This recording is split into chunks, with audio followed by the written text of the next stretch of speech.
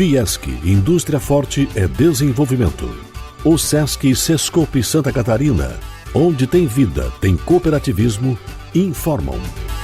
A seguir, Estado de Excelência. Começa agora mais um Estado de Excelência que tem o apoio da USESC, da FECOAGRO, da Fiesc, da ENGE, do Sistema FEComércio SESC Senac, da FAESC, do Cicobi, da Aurora Alimentos.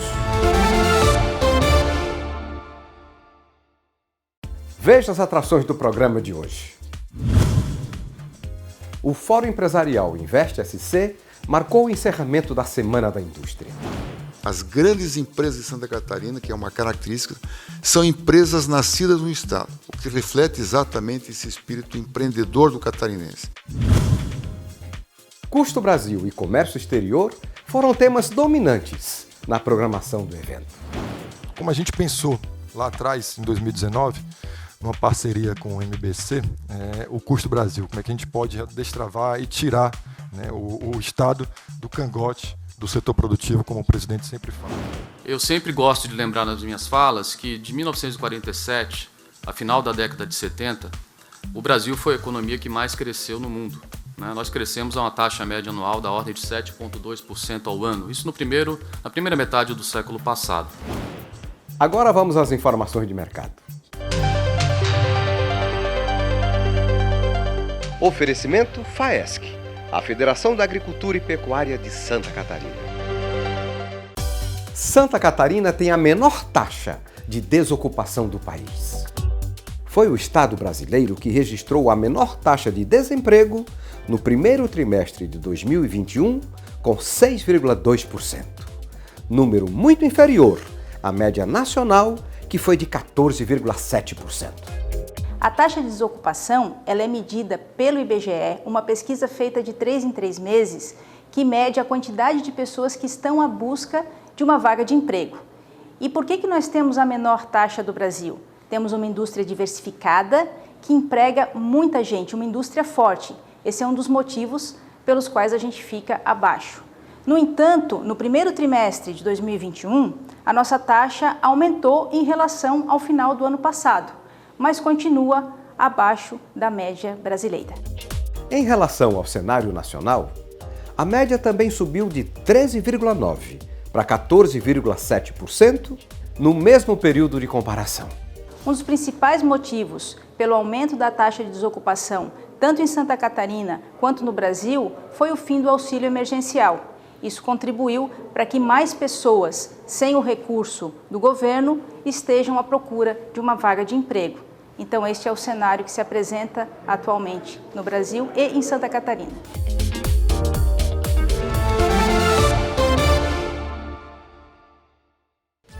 O Fórum Empresarial Investe SC marcou o encerramento da Semana da Indústria, evento promovido pela Fiesc.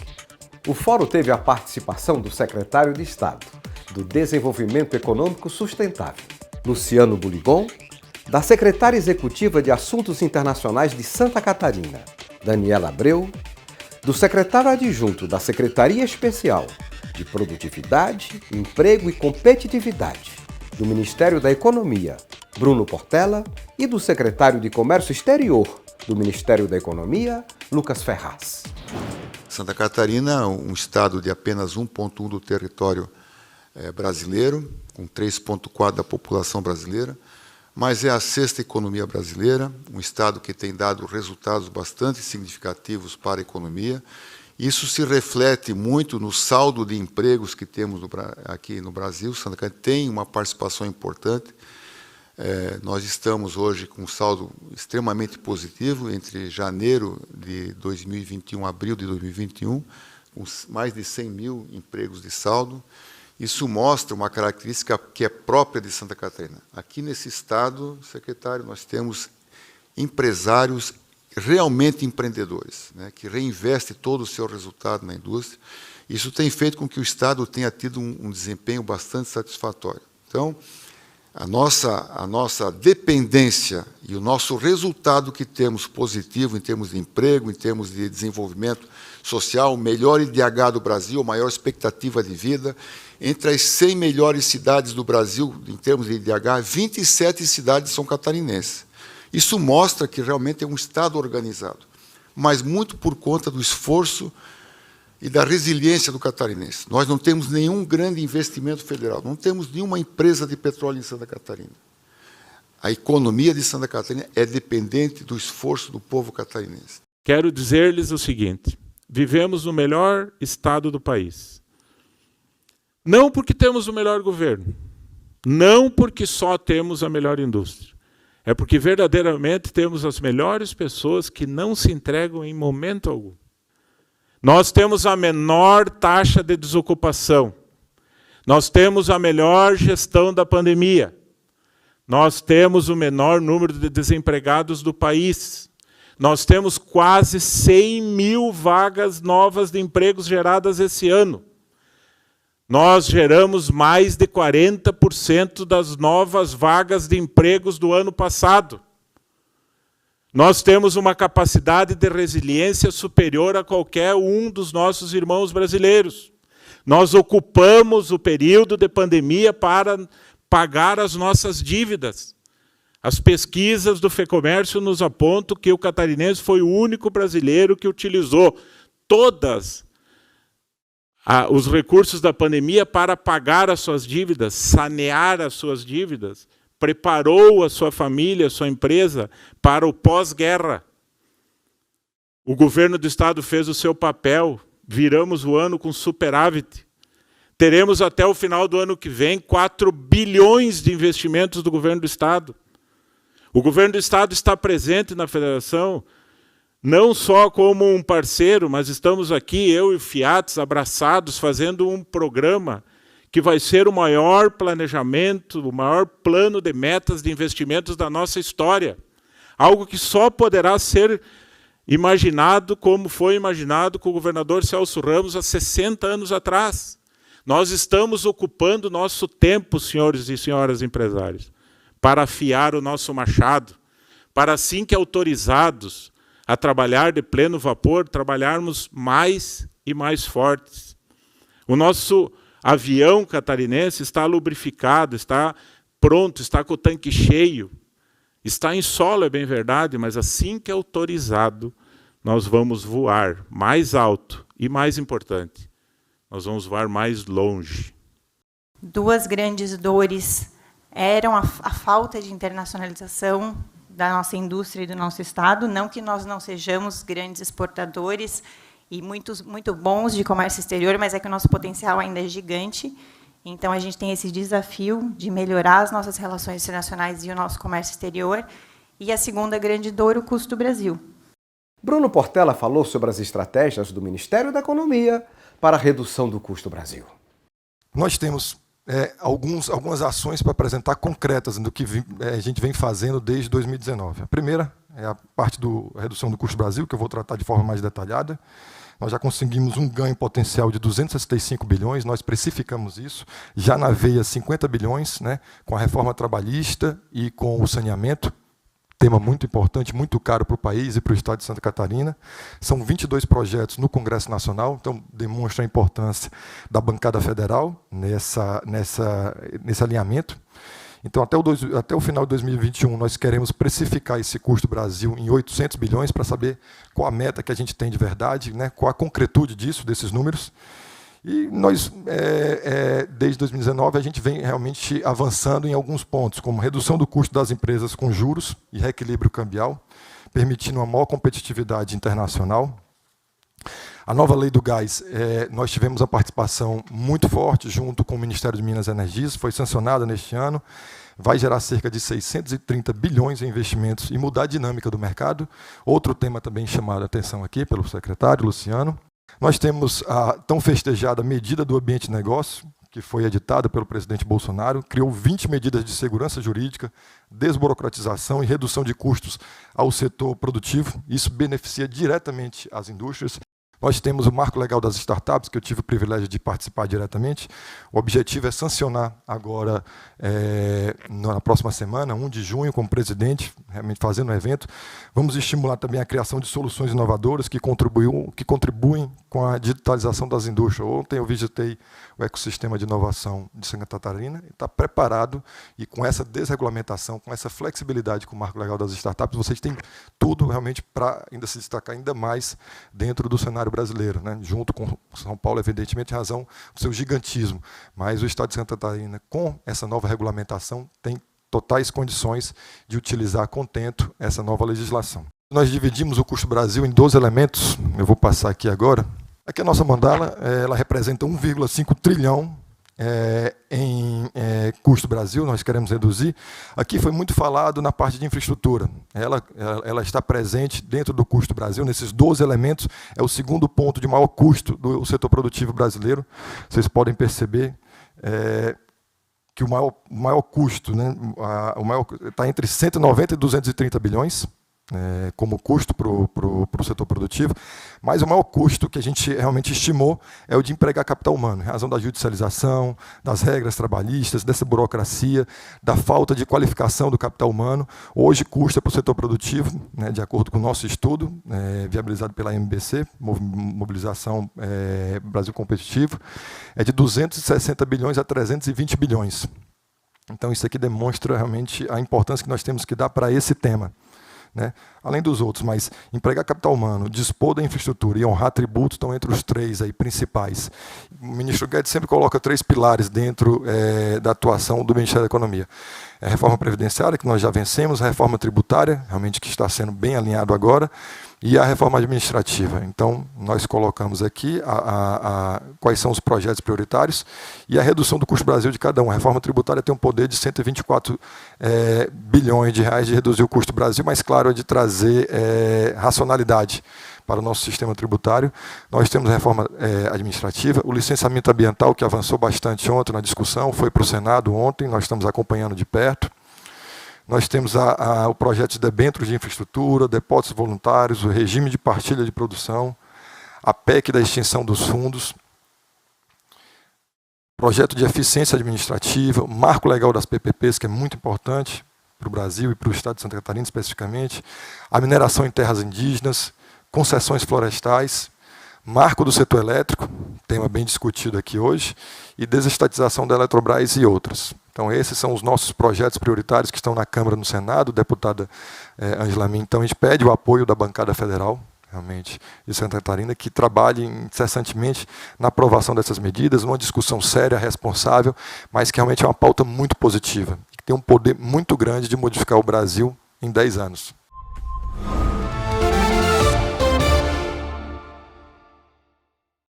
No Fórum Empresarial Investe SC, que marcou o encerramento da Semana da Indústria, evento realizado pela Fiesc, destaque para a apresentação do secretário de Comércio Exterior do Ministério da Economia, Lucas Ferraz, que falou sobre a importância das relações internacionais para a retomada da economia. Eu sempre gosto de lembrar nas minhas falas que, de 1947, a final da década de 70, o Brasil foi a economia que mais cresceu no mundo. Nós crescemos a uma taxa média anual da ordem de 7,2% ao ano, isso na primeira metade do século passado. O Brasil deixava de ser uma economia agrária, passava a ser uma economia urbana, e você tinha uma forte migração de trabalhadores de mão de obra do campo para trabalhar em serviços, para trabalhar na indústria. Tudo isso gerou um salto de produtividade enorme, né? Nesse período. O Brasil foi a economia que mais cresceu no mundo, o Brasil era a China, né, daquele período para o mundo. E a nossa renda per capita, nesse período, cresceu alguma coisa da ordem de 4,5% ao ano, a renda per capita. A participação da produtividade do trabalho nesse crescimento foi da ordem de 90%, e 10% disso se deveu ao chamado bônus demográfico. Né? Final da década de 70 para cá, muita coisa mudou no mundo, né? Ou algumas coisas para melhor, outras coisas para pior, mas internamente houve uma inflexão muito forte, né? Sob o ponto de vista, sobretudo, da política macroeconômica brasileira. E aí você começa a ter a decaída da indústria. A indústria atinge cerca de 25% do PIB brasileiro no final da década de 70, a indústria de transformação, e hoje essa indústria representa algo como 10%, algumas estimativas até menos do que isso, 9%. o que foi que aconteceu de errado com a indústria brasileira, o que foi que aconteceu de errado, né, aqui no nosso país, vis-à-vis o que aconteceu no resto do mundo. Muita coisa mudou. A China entrou como um grande ator, né, no cenário internacional, os custos de transporte foram reduzidos absurdamente, a tecnologia, né, a chamada tecnologia de ICT, né, Information Communication Technology, tudo isso facilitou em muito o chamado processo de fragmentação internacional da produção, e com isso você tem a chamada servicificação da economia mundial. Então, os Estados Unidos foi uma economia que passou por esse processo, sobretudo as mais desenvolvidas, né? A Europa passou por esse processo, até alguns países africanos também passaram por esse processo, e houve uma forte migração, né, de vários estágios de produção industrial para o continente asiático. Feito o diagnóstico, o que a gente pode fazer para tentar reverter esse processo? Eu acho que é essa a nossa principal missão, como disse aqui o Bruno, que está focado lá na questão da redução do custo do Brasil, de aumento da produtividade. A agenda de comércio ela também é uma dimensão importante da produtividade. A inserção internacional, e todos os estudos empíricos mostram isso muito claro, também é uma dimensão importante do aumento da produtividade, e a gente não pode perder essa dimensão. Enquanto o mundo negociou 350 acordos, né, nos últimos 20 e 30 anos, como está colocado no próprio site da Organização Mundial do Comércio, o Brasil ficou preso ao Mercosul. E nós levamos 20 anos para negociar o acordo Mercosul-União Europeia. Por que será que levamos tanto tempo para conseguir negociar um acordo? Será que nesse ritmo de negociação, senhores, a gente consegue fechar esse gap que existe entre o Brasil e o resto do mundo, né, no acesso preferencial das nossas exportações a países importantes para a nossa indústria e para os outros demais setores também da nossa economia? É praticamente impossível. Eu fui testemunha ocular, eu participei de 6 rodadas, das últimas 6 rodadas do Acordo Mercosul-União Europeia, que, graças à determinação do presidente Jair Bolsonaro, graças à determinação do ministro Paulo Guedes, nós conseguimos fechar esse acordo. E não fosse a determinação, né, do governo em fechar, em concluir essas negociações tão importantes para o setor privado, isso certamente não teria acontecido, né, nessas 6 rodadas. E aí tem a questão, que eu acho que é também bastante polêmica, dos acordos com os asiáticos. Isso também foi uma pergunta que permeou ontem o debate com o ministro Guedes, muitos setores colocando ressalvas, né, no redirecionamento que o Brasil vem fazendo para o continente asiático. E aí eu queria colocar uma coisa muito importante também, e reforçar, né, e mais uma vez reafirmar o nosso alinhamento com os senhores, com a indústria nacional. Seria razoável o governo brasileiro, nesse momento, né, virar as costas para a região que hoje é o eixo do comércio internacional do mundo, que hoje é a região mais dinâmica do mundo em termos de crescimento do PIB, que hoje é a região que mais se integra comercialmente e em investimentos, que é a região asiática. E aqui eu me refiro apenas a 2 acordos muito importantes, a chamada CPTPP, que era a Parceria Transpacífica, e a recente conclusão da ARCEP, que é um acordo de comércio que representa apenas, senhores, né, para ser um pouco irônico, 30% do PIB mundial. Será que o Brasil deveria virar as costas para essa região e focarmos, eventualmente, em outros países, que são países desenvolvidos? E estamos fazendo isso de alguma forma, temos a nossa negociação com o Canadá, por exemplo. Gostaríamos de ter ido um pouco mais além com os Estados Unidos, mas os Estados Unidos, no momento, não mostra apetite. O Brasil está aberto. Mas, enquanto essas coisas não acontecem, o que nós precisamos fazer? Virar as costas para a Ásia e falar, não, eu não quero negociar isso aqui, porque a natureza desses acordos é uma natureza muito ricardiana e tem uma economia política complicada. O que eu quero dizer com isso, traduzindo, né? Saindo do economês e indo para uma linguajar mais simples. São acordos, via de regra, que você tem uma pauta de exportação muito concentrada num determinado setor, né, e uma pauta de importação muito concentrada num outro setor. No caso da Ásia, a gente está falando de bens industriais, né, e nas exportações a gente está falando de bens mais commodities agrícolas. Essa é a foto que a gente tem hoje. E a gente entende que isso é uma dificuldade negociadora. Mas eu queria chamar a atenção aqui dos senhores do seguinte, essa é a foto hoje. Mas os acordos que são negociados pelo governo brasileiro, e aí se fala muito do acordo com a Coreia, presidente, o acordo negociado, que está sendo negociado com a Coreia, ele é um acordo que prevê cestas de desgravação de 20 anos. Nós estamos falando de 20 anos. A negociação termina, quem sabe, ano que vem, em 2023, aí tem que ser internalizado no Congresso. Nós estamos falando de mais 5 anos, pelo menos. Nós estamos falando de 25 anos. Como é que será o Brasil daqui a 25 anos? Como é que será a Ásia daqui a 25 anos?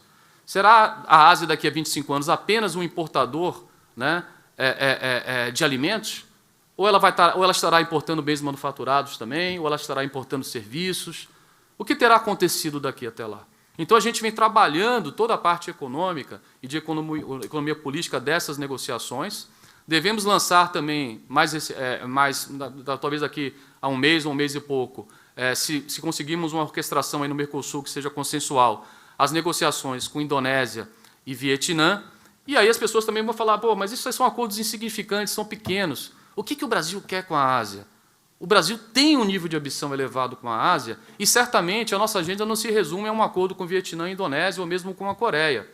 A gente tem que olhar o benefício desses acordos, primeiro, nessa perspectiva de flexibilidade, de acomodação de sensibilidade, de criatividade negociadora, tá? De 20, 30 anos que nós estamos falando, né? Dos nossos filhos que certamente se beneficiarão desses acordos, eu certamente nem sei se estarei mais vivo. Então, por exemplo, na nossa estratégia para a Ásia, se a gente considerar Singapura, se a gente considerar a Coreia, se a gente considerar Vietnã, se a gente considerar a Indonésia, nós estamos falando, em 20 anos, de alguma coisa da ordem de 500 bilhões a mais em termos do PIB nacional. Aí você fala, bom, mas individualmente eles são pequenos, mas a gente não pode olhar individualmente. Porque o que o Brasil está fazendo, na verdade, é uma estratégia inteligente de aproximação desse continente. E, com isso, a gente consegue uma trajetória, digamos, de ganhos maximadora. Porque se a gente fizesse o contrário, fosse precipitado e já quisesse pular na Ásia, né, como alguns países fizeram, e talvez eles possam fazer isso, porque não é o Brasil, o Reino Unido agora, por exemplo, está discutindo a adesão dele à CPTPP. Mas o Reino Unido não é o Brasil, né? O Reino Unido está em outro estágio de desenvolvimento. Então, a gente tem que ser criativo também nessa modalidade negociadora. Então, é um pouco desse panorama que eu queria passar, né? Eu estou me estendendo bastante, eu peço desculpas, mas é uma conversa muito franca, né, que eu queria ter com os senhores e dizer mais uma vez, a nossa agenda é a agenda da indústria, não é a agenda contra a indústria. A nossa agenda é da indústria e a agenda do Brasil. A gente precisa inserir a nossa economia no cenário externo, mas fazermos isso, evidentemente, com responsabilidade, né, com gradualismo e com diálogo, sobretudo, e com criatividade, dependendo da região. E aqui, por fim, eu queria só mencionar um ponto importante, que eu acho que tem a ver muito aqui com a questão de Santa Catarina especificamente, que é a questão da desburocratização do comércio exterior e da desoneração das exportações. Santa Catarina, evidentemente, é um estado que tem uma importância grande no comércio, né, sobretudo como proporção, né, do seu PIB estadual, é um estado comercializador por natureza, tem uma indústria pujante e tem, evidentemente, essa questão tributária, né, da questão do resíduo, né, tributário nas exportações, tem todo esse debate do reintegra, né, que não acaba nunca, hora é 5%, hora é 3%, hora é 0,1%, ninguém sabe calcular direito, não é verdade? E tem também os impostos estaduais. A gente também tem que falar de ICMS, que também acaba se acumulando nas exportações. Então, o que a gente vem discutindo com vários atores estaduais, e tivemos uma reunião, acredito eu, muito profícua com a secretária Daniela, né, é a respeito da possibilidade. Evidente que o nosso papel aqui é simplesmente facilitador, não é uma coisa que nos cabe enquanto policymakers, né? Mas da possibilidade de utilização, ou vou dizer, de extensão, né, do chamado drawback, o regime anuadeiro especial, que certamente os senhores conhecem muito bem, a possibilidade de extensão do regime de drawback para também, não só a suspensão da cobrança do ICMS, que hoje só é feita do lado dos insumos importados, mas também do lado dos insumos domésticos. Então, os senhores sabem que com o drawback, suspensão hoje, nós, ao importar, né, o empresário não paga imposto de importação, não paga IPI, não paga, né, PIS/COFINS, né, não paga uma série de impostos, não paga o ICMS, mas na hora que ele compra localmente um insumo, ele paga o ICMS. Por que não unificar, por que não tornar esse jogo mais nivelado e, com isso, também, por consequência, reduzir o resíduo tributário nas exportações, aquele que fica do insumo que é comprado localmente. Drawback é um sistema aduaneiro especial que consiste na suspensão dos tributos que incide na importação dos insumos que você utiliza para fabricar produtos que você vai exportar. O drawback, suspensão, quando você olha a proporção entre insumos que são importados, utilizados no drawback, que cobrem hoje 20%, né, das nossas exportações, 20%. Né? Aqui em Santa Catarina é 40%, presidente. Aqui o drawback ele é usado 2 vezes mais do que a média nacional, 40%. Então, se você pegar a proporção dos insumos importados pelo drawback vis-à-vis dos insumos locais, essa proporção é 7:1. nós importamos 7 vezes mais insumos importados, né, os compramos lá fora, do que os produzidos localmente. E certamente, eu não vou dizer que isso que explicaria tudo, mas certamente isso está relacionado à questão tributária. Você não paga o ICMS na importação, paga o ICMS localmente. Gostaríamos também de lembrar que você pode acompanhar na íntegra os debates que aconteceram no Fórum Empresarial Investe SC no canal da Fiesc no YouTube. E o programa de hoje termina aqui. Se você deseja rever matérias desse programa e também dos anteriores, acesse o site estadodeexcelência.com.br. A gente se vê na próxima semana em mais um caso de excelência. Um grande abraço e até lá!